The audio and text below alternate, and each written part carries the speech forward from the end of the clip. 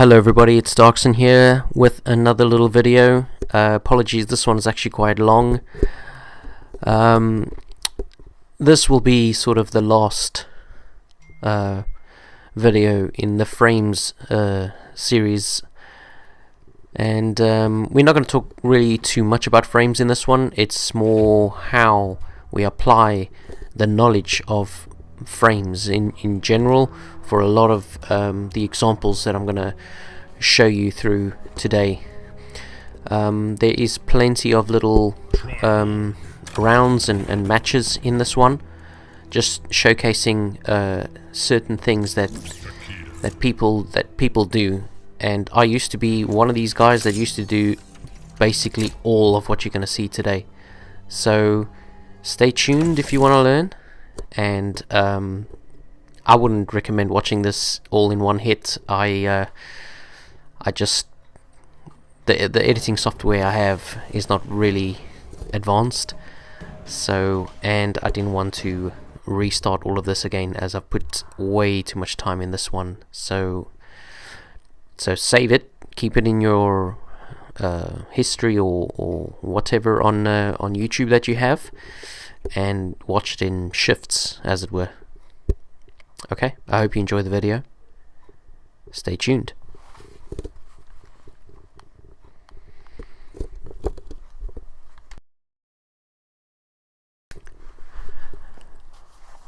So let's look at the journey of frame data here in general. So let's look at it all now. So we've covered everything here, okay?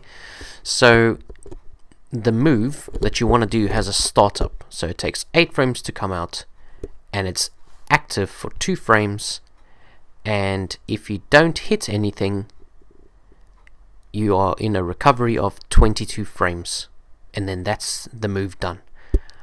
But if you start with the startup frames there of 8, active for 2, and you make the opponent block, you're -1. Okay, this is just an example. Obviously you can look at other moves that will be better or worse. There you go. So that's what happens when the person blocks. So when you block, you have the opportunity to cancel as well, which is on the end there. Okay, now if you hit the opponent, you'll have hit advantage, and with that hit advantage you can also go into the cancel. This is really important to note.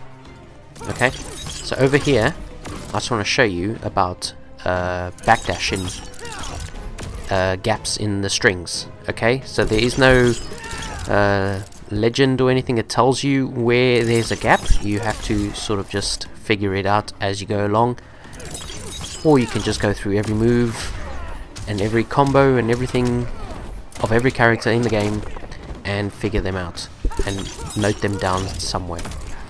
So backdashing through the gaps, you can also armor through these gaps as well, depending on your character, but backdashing the gaps is basically an automatic reversal, and you can basically punish the opponent because essentially they've whiffed the last hit, putting them in recovery frames. And I've used Takeda specifically because he has a lot of recovery frames when he misses his combos. Okay, so I will show you that combo when I get to it. It's the Fallen Warrior combo. There it is. So by backdashing, I've made him whiff the last hit. So then he's 55 frames there of recovery, which is almost a second, which is quite long. So in the example I showed you now, I did 2 different things there. I backdashed close, and then I could either do the slide, but I want more damage, so I did the back 2 into a teleport, and I got a nice combo out of it. The other one, I was slightly further away, and I still backdashed the gap, and I teleported, and I still got the punish. So it's really good to know. Another thing is, if you delay your wake up, you can also make them whiff, as you can see here. So I was trying to do a back 2-1 into and cancelled into the low kunai, but since I don't hit him, the cancel doesn't work. So this just goes back to what I mentioned earlier. You have to either hit the person or make them block for a cancel, basically. So when you delay your wake up during a match, you can make the opponent whiff his last hit, and these are little tactical things that you will see throughout the matches that's going to be coming up. Alright, one more thing before we even get to those matches is the 50-50 element of the game. Okay, so Mortal Kombat is basically a guessing game. Okay, you have certain characters that are really good at making you guess. They have fast overheads, they have fast lows, so they can make you essentially guess, because you have to stand and block a high overhead, and you have to duck and block a low, so you can't just stand and block everything. Okay, so there's one way to do it with Sector. Obviously all the other characters have other things, they have cancels, they have everything that they can make this happen with. Like I said, certain characters have it easier than others, and they have weaknesses and strengths to counteract any pros that they have, basically. So in this instance, I'm going to use the system lock here. It's the 2-1 from Sector, and it's +2 on block, and you got a hit advantage of 17. So on hit and on block, you are favorable. And it's a mid as well, which is really decent for Sector here. So let's look at what it looks like. So there I got the hit advantage. I can teleport obviously, but I can also block that. But we should be doing the overhead there. So we're making him guess there. Obviously he's just a dummy, but we can make him guess. So 2-1, and we can do the back 3, which is the low. Quick low, 2-1, overhead. See, so this is how you enforce the mix-up. Okay, you can also do this on your opponent's wake up as well. So if you see them keeping down instead of waking up quick, sort of like the delayed wake up, then you can enforce a 50-50. So let's make this guy block. So if you block, you have the same thing. You have to either stand and block the overhead or duck and block the low. Okay, but you're plus. And the good thing about this is if you block one of them, you should be able to at least poke or get a decent punish. A lot of the really good characters, you can mostly get a poke in. It is actually quite unfair sometimes, but this is Mortal Kombat, so you got to find other ways to make it happen for you. Sometimes you got to adapt. Okay, so this is the first sort of match against this reptile player, pretty decent player, and we are going to see, with all the information that I've showed you throughout the previous videos and the beginning of this video.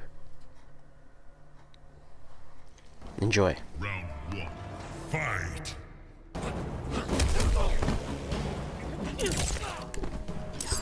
So when fighting an opponent that you've never faced before, and a character that you don't normally face very often, I generally tend to just keep my distance and do certain strings and make him block stuff, and just to see what he knows and what he blocks that I'm throwing at him, just to assess how well I have to fight against this guy.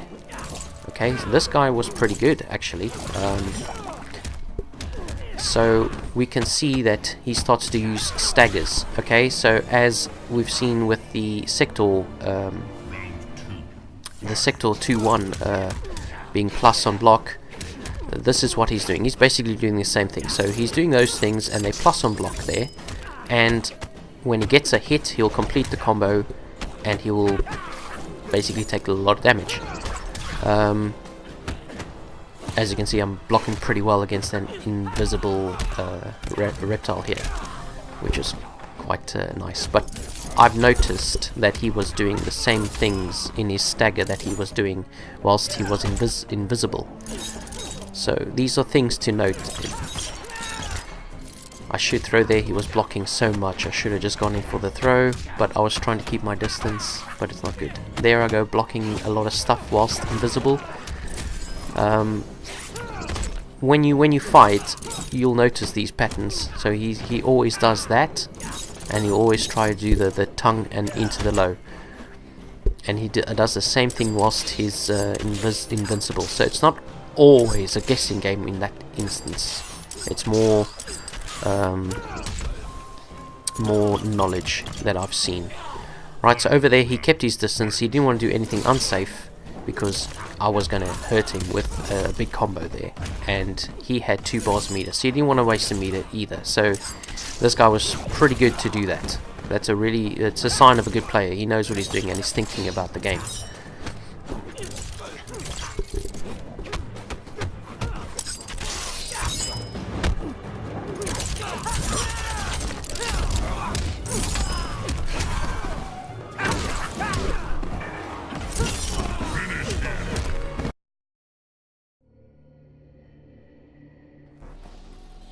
Round 1. Fight! Alright, so in this instance we're fighting a Kung Lao, and I basically chose this one just to show that you shouldn't play very obvious. Okay, now there's certain instances where it looks very obvious. So you'll notice this guy will use teleport, but he won't do it like at this range, he'll do it far away, very obviously. He'll also throw the hi-hat as well, sort of just to, you know, if he thinks I'm going to jump in, right? But if he's so far away, I ain't going to jump in at all, really. There's no benefit for me at that range. So he's either going to teleport or he's going to throw the hi-hat. I've also noticed that he uses the spin quite a lot, so I'm going to assume he's going to use that as a panic move somewhere. So let's see how he does it.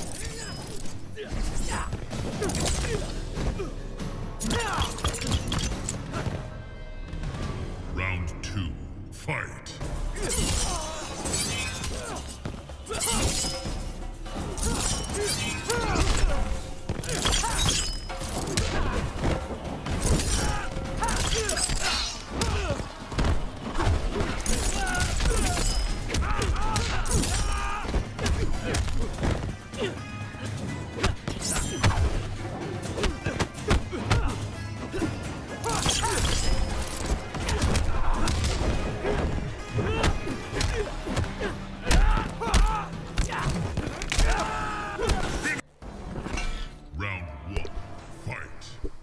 Okay, so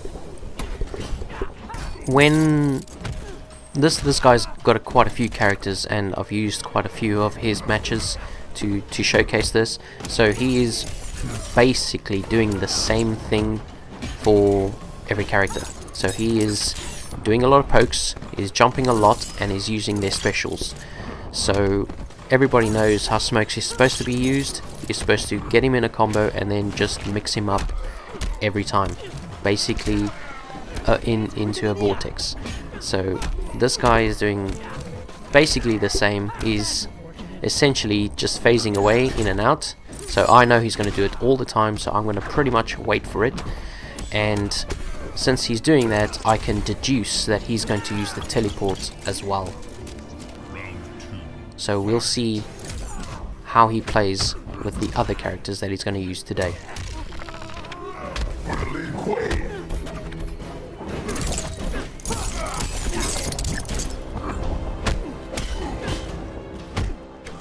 Okay, one more thing I forgot to say. When your opponent is in plus frames, they can also throw you. So you have the overhead to block, the low to block, or the throw to tech. Okay, so he will also do that as well. So something to note, he's done it right there. Okay, pokes and phase aways, as you can see there. So notice these things. See, so I basically waited for that. I knew it was coming.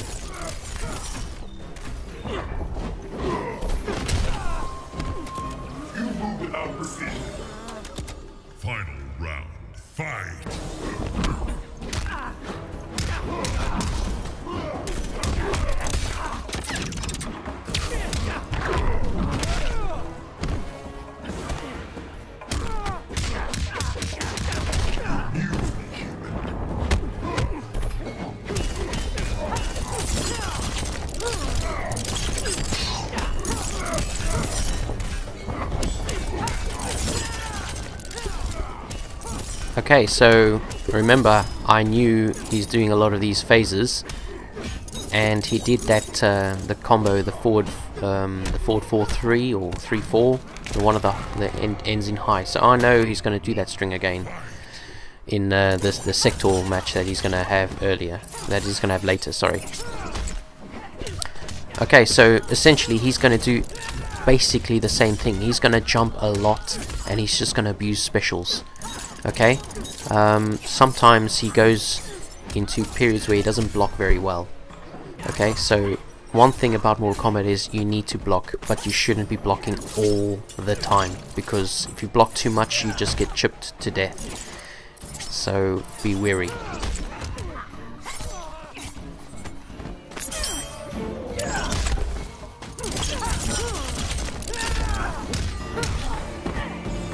Thought you were quicker than that. Round 2. Fight!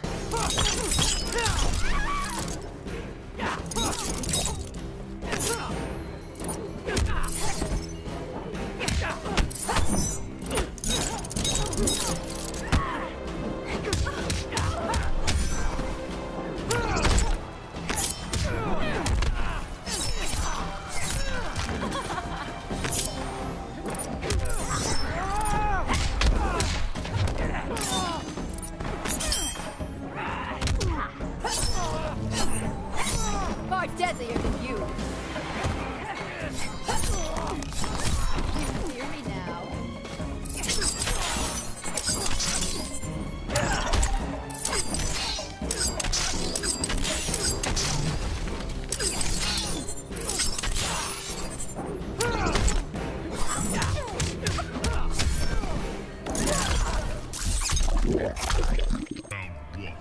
Okay, so apart from the jumping around, I have noticed the pokes. I did mention it earlier in the smoke match. So he loves to poke. So now I'm noticing this, and he's playing Katana, which is essentially really strong in this game compared to Takeda here. So I am going to play how the character should be played, and I'm going to start keeping my distance and fall for that lift cancel.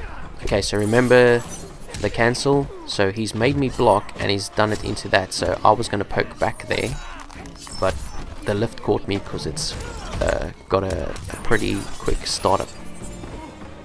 Okay, so now you'll notice my gameplay will change now, so I'm going to try and keep my distance as much as I can, just to avoid him doing pokes on me.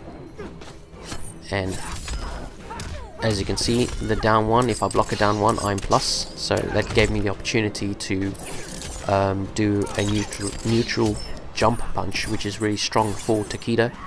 And since I noticed with the down threes, I think they were from her, he does it in 2s and 3s, so that was an easy neutral jump punch for me.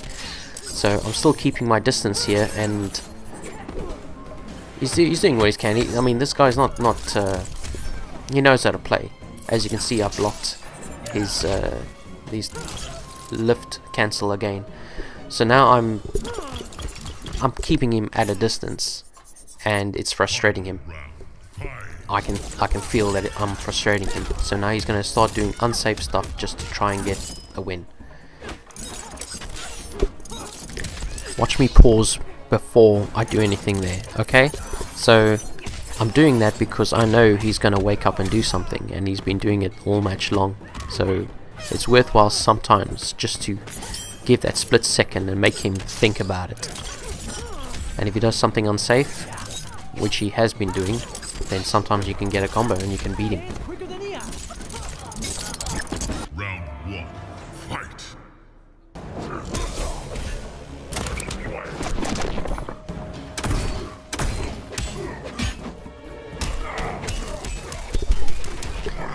Okay, so he did the down one into the throw again, just like he did with the other characters. So he is essentially just doing the same thing, it's just changing characters around. So yeah, it's something that you can easily sort of fall into if you play multiple characters.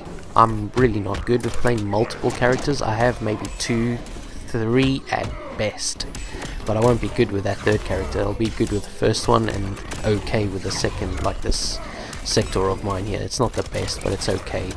Sometimes it's just a change.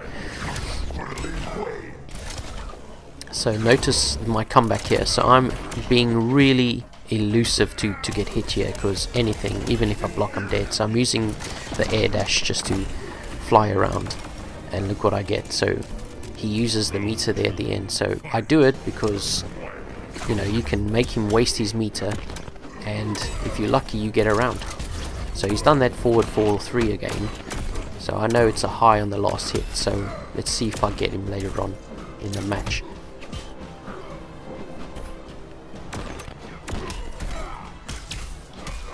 So he's done it there again, so I know he wants to do it all the time.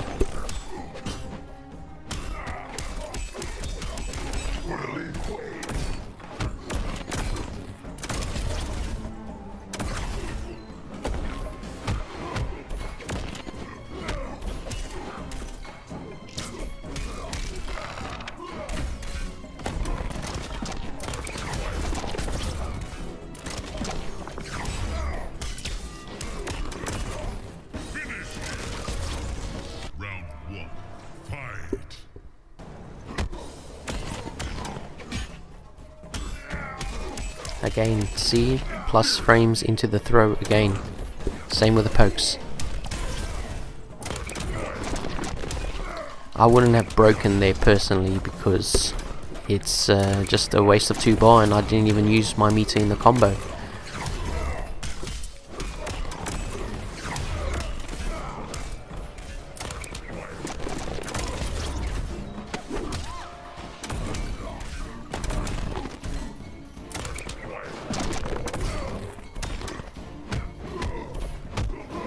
There, finally neutral ducked it there, so that must have taken him by surprise, because he's done it so many times. One thing in MKX is, especially online, I'm sure you've noticed that the that it's laggy at times, and sometimes it has a bit of input lag here and there, so be wary. It does frustrate. It frustrates me all the time. So yeah, just don't let it get to you, because more often than not they are experiencing the same thing that you are. So don't let it get to you. Just carry on. One thing I'm sure you guys are noticing is that I jump a lot as well. It's something I have been trying to work on throughout my sort of Mortal Kombat career. Notice that I whiff punished the down 2, so you guys know frames now, so you can look at how bad a whiffed down 2 is. So don't just do things, you know, just for the sake of doing them. Just make sure you hit the person with it. Even if they block it, it's much better than missing it altogether. Oh, see, this guy's trying to taunt me with the teabag blocks, but it doesn't matter, I was way ahead.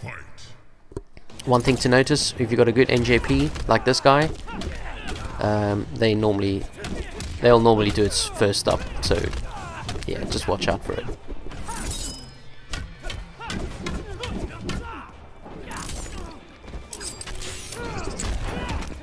Right, so in this match he is basically doing the same thing. He's playing obvious, and I'm just waiting for him, really. The whole time I'm just waiting for him, because I know he's going to do something. Just by the way he's playing, I know he's going to do something. So he's whipped that dive kick so many times, so I know he's just going to do it. So over here he's going to use a panic move to get out the corner. See, he did without meter there, but I'm sure he will do it now. Now he's going to do it. See? So it's the same. When he's in the corner with other characters, he does the same thing. So this is a good reason to sort of, when you take on a new character, I mean, there's nothing wrong with practicing the moves and this kind of stuff, but just remember that the people you're fighting, they might know this character. They might know that, oh yeah, he has to fight a certain way. But if you're not going to fight that way, then it's going to be easy, because these characters are designed in a way that you have to fight to their strengths. So you know, if you're going to play the same with every single character, it's basically just going to be easy wins. So it's really worth mixing up your gameplay and playing to the strengths of your character.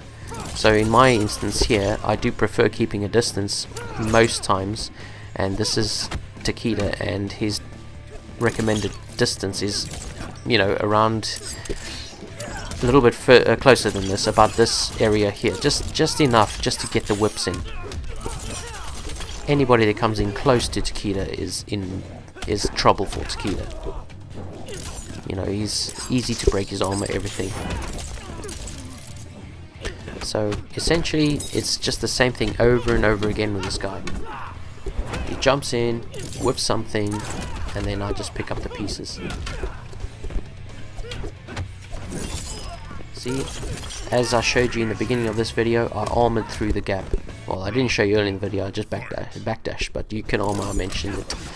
So here's Ermac. Okay, so Ermac is, I wouldn't say the same as Scorpion, but he has a teleport, and it's a teleport that people abuse pretty often. So I don't mind people taking chances, alright, but then there's just throwing your life away. So over here, he took a chance, he broke, and he just did it again. So now he can't break, and it's just a nice easy combo for me. Okay, even though I dropped it. So now I know that this guy is just going to teleport all the time. So now I know what to expect. So now I'm just going to stay back and wait till he does it, as I did there. So I think he knows that I'm waiting for it, but sooner or later he's going to do it. See the little pause there before I did it? There you go. It's essentially just waiting for it. Now I know I'm speaking like I'm a veteran and whatever, but it's because like I do have a lot of experience, but any fighting game I've played, there's a person with a teleport and they will abuse it at basically any moment. So it's really worth working on your punishes for them. So most teleports are very, very punishable, and they are easy damage every time. So this guy's downfall is just basically using teleports the whole time. So here's another example here of a panic move, I'd say. The slide, as you can see, that I saw that like yesterday coming. So when you study your characters, those are the types of things that you should be looking for. I mean, it's a really good low. It's virtually unstoppable, but it's very unsafe. The reason why I put this match in is this guy sort of gave up at the end, which is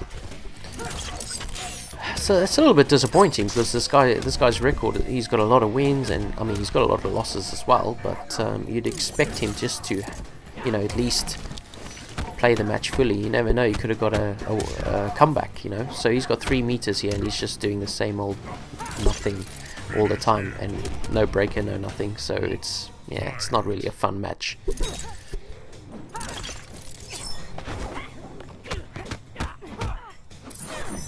Alright, so this is just another player that he knows the moves, obviously, but he doesn't like his block button very much. He literally just, he gets in and he just presses buttons, and he just doesn't block for like periods of time. Okay, so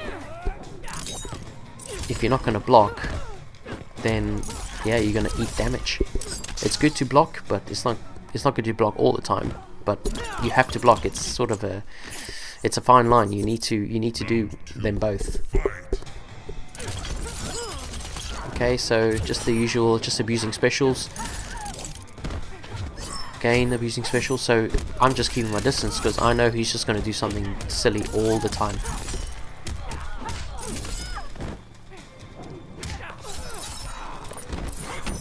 Now when you see this kind of behavior, they normally just try and build up and get an X-ray. I mean, he gets lucky here that he does do it, because I missed my jumping punch. But essentially using an X-ray just for this kind of thing, just for damage, is not beneficial, because most of Katana's combos are like 38% or something like that, and more for 1 meter, and you've just wasted all 3 for 35%. I mean, you could have had a breaker as well, and look at the life difference. He could have got this round if he just played his cards a little bit better. So do you see the mind game that is Mortal Kombat? Right, so he's changed to this guy, but he's essentially like the previous person I fought. He is abusing specials and he's going to do unsafe stuff. So yeah, got caught there by the active frames. But yeah, panic move, teleport.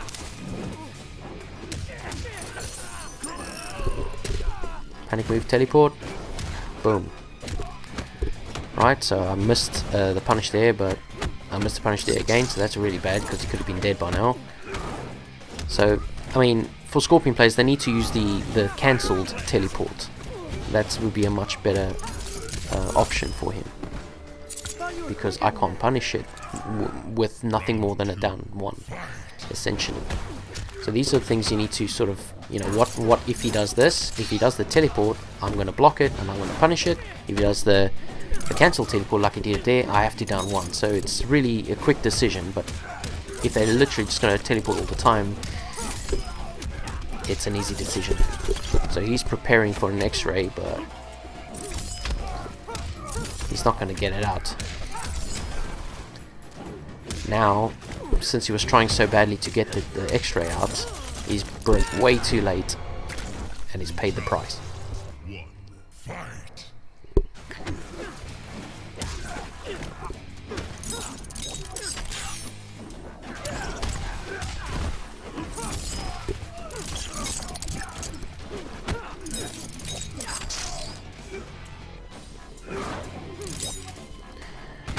So he doesn't want to teleport anymore, because I know I've owned him most of the time now. So what do?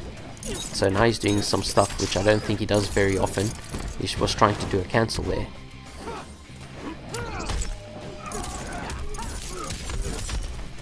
So having a plan B really helps. So now he probably thought he was going to try and catch me out, but no. I mean, bottom line, right?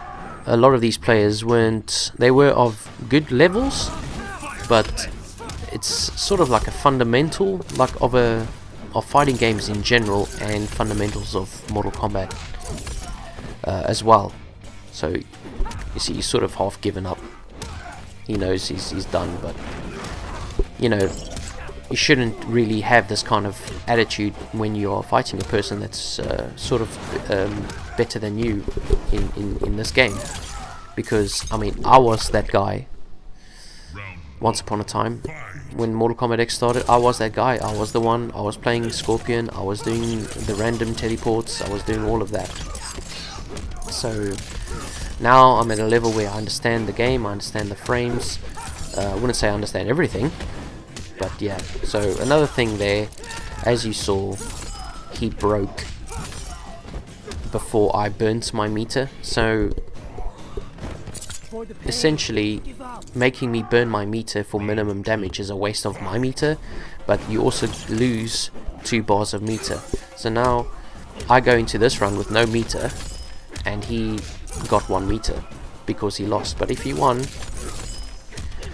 right, so once again whiffing thin air, and you're basically showing me that you don't know the correct button to use the escape in the corner. So that tells me that you don't know the game that well. So it makes me feel at ease and I'm comfortable. So this match is going to be fairly simple for me.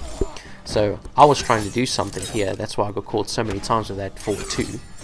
So a lesson for people that's got a good level of a fighting game: don't play with your food. Sometimes it comes back to haunt you.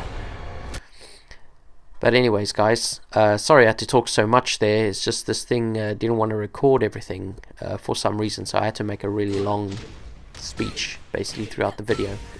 I hope you guys enjoyed this one, and from now on basically it's going to be Mortal Kombat 11, so stay tuned for that stuff. Cheers.